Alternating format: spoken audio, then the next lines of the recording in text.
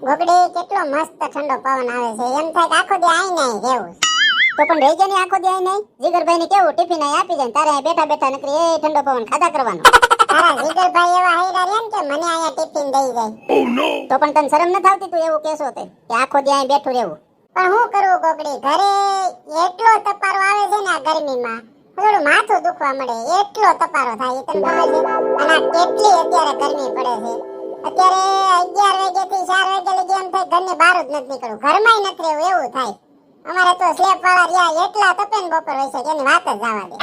એ તારી ડોહી સ્લેબ વાળા નો તપે, બપોર હોય છે નળિયા વાળા તપે. સ્લેબ વાળામાં તો ટાઢું હોય. સોરી મને ભૂલાઈ ગયું, કેતા આવડું થઈ ગયું. સ્લેબ વાળામાં બપોરે તો ઠંડુ હોય પણ રાતે એટલો તપારો લે ને કે એની વાત જ જવા દે. અરે ગોગડી અમે રહ્યા ગરીબ માણસ, અમારે એસી નો કઈ વેત નથી, નકર એમ થાય કે એસી નાખી દે તમાર ઘોડે. હા ભાઈ, વેતવાળીની દીકરી થામા ઘણા પૈસા ભેગા કર્યા છે, જીવ ન થાય તો એસી લેવાનો એમ કેતી નથી. હાજી કુબેન ખોટું બોલો માં, તમે તો પૈસા વાળા જ છો. એક એસી લઈ આવીને મેકી ગયો ને તો આ ઉનાળાના 4 મહિના કેમ જાય ખબર ન પડે. પૂછડી તું એને ક્યાં સલાહ દેશો? ઈ કોઈ દી એસી મેકે? લોભિયા છે લોભિયા, નકરું ભેગું જ કરવું, કોણ જાણે ક્યાં ભેગું કરીને જાય. અઢળક પૈસો ભગવાને દીધો પણ ક્યાંય વાપરતા જીવ જ ન થાય. ગોગડી વાયડી ને અમે કઈ લોભિયા નથી, જરૂર પડે ને બધે ખર્ચો કરીએ જ છે. એમને મન ફાવે એમ પૈસા હોય તો ઉડાડવા ન મરાય. ભેગા કર્યા હોય ને તો આપડા છોકરાને કાયમ આવે. એમ નહીં, છોકરાને કામ આવે એ વાત સાચી છે. છોકરા હાટું ભેગું કરીએ અને આપણે આપણી જિંદગી એમને ને જીવી લેવાની, નકરું ભેગું કરવામાં જિંદગી જીવી લેવાની. આપણે કમાઈ છીએ તો થોડીક આપણે તો વ્યવસ્થિત જિંદગી જીવી કે નહીં, અને એ સુઈ અત્યારે જરૂરી થઈ ગયું. ગોગડી વાત તો સાચી છે પણ જ્યાં લગી નો જરૂર હોય ત્યાં લગી હું કામ ખોટા ખર્ચા કરવા જોઈએ? અને આ 2-3 મહિના ઉનાળાના હોય પછી ક્યાં આપણે એસી ની જરૂર પડવાની છે? હું કેવું જીગર તમારું, કેમ કઈ તમે બોલતા નથી? જીગરભાઈ શું બોલે એમાં? હા તમે તો એની બેનપણીઓ વાતો કરો છો તો મારે એમાં શું હોય છે બોલવું? જીગરભાઈ આને એસી લઈ આવીને મેકી ગયો ને એટલે અમારી રોજ પતંગ નો ઠોકે. રોજ નવરી હું થાય કે ન થાય ત્યાં ફોન આવી જાય, હાલ ગોગડી તળાવ પાસે બેહવા જાવું છે, હાલ બહુ ઘરે ગરમી થાય છે, હાલ બેહવા જાવું છે.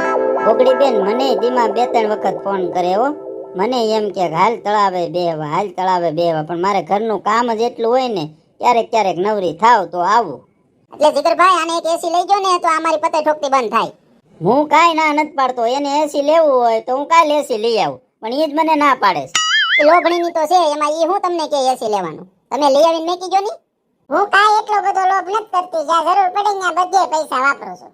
હા ભાઈ એ તો મને બધી ખબર છે, તું જરૂર પડે ત્યાં બધે પૈસા વાપરશો ની. હાડીઓ તને ખબર છે તે લીધી એને કેટલા વર્ષ થયા? 3-4 વર્ષ થયા તે હાડી નથી લીધી, અને એક ના એક બે જે કાંઈ 2-3 ડ્રેસ છે ને એના ઢવડા કરશો, નવા ડ્રેસ લીધા. થોડોક જીવ હારો કર જીગુડી, થોડોક જીવ હારો કર, આમને મરી જાવું ને તો બધું પીડ્યું રહે. ઓલી જિંદગી જીવી છે ને એ હારે આવી છે લોભણી. ગોગડી હું એને સમજાવીને ઠાઈકો.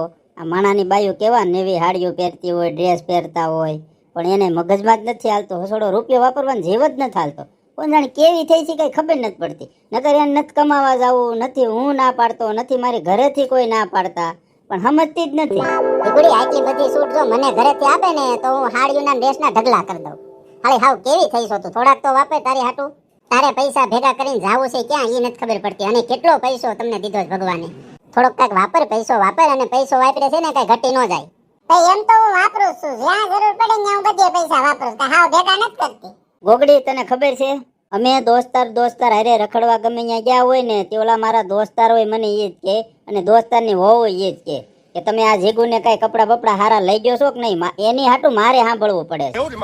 ગમે ત્યાં ફરવા ગયા હોય ને એનો ડ્રેસ હોય કે એની હાડી હોય, નવું તો કાંઈ હોય જ ને, એટલે ઓલા મને સાંભળાવ્યા કરે, પણ તોય આને મગજમાં નથી બેસતું. ઈ તો કીધા કરે, દોસ્તારોને તો રમત કરવાની ટેવ હોય, અને હું કઈ મારી પાસે હાવ કપડા નથી, હું કઈ હાવ કપડા વગરની નથી.